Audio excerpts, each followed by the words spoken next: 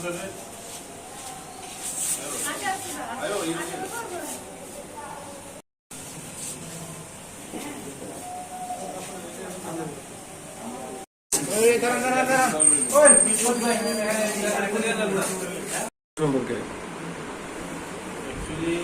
কাছে গোপন খবর ছিল যে পশ্চিম জেলা নারায়ণপুরে জুলহাসের বাড়িতে কন্ট্রাব্যান্ড আইটেমস কনসিল করা আছে।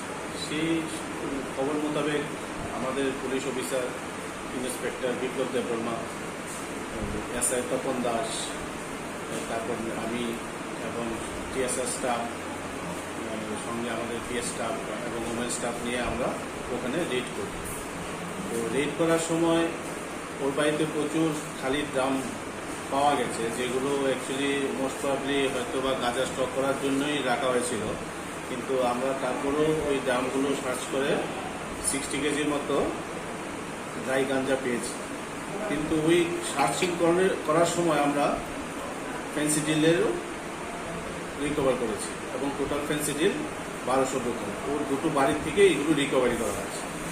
এবং ও জুলহাস এবং ওর যে ছেলে শাহিন মৈশা, এরা দুজনেই এই কন্ট্রাব্যান্ড আইটেমস সেলিং পারপাসের সঙ্গে যুক্ত। তো তার মধ্যে জুলহাস পুলিশের আজ পেয়েই পালিয়ে যায়, কিন্তু ওনার ছেলেকে এই কেস কানেকশনে ডিটেইন করা হয়েছে।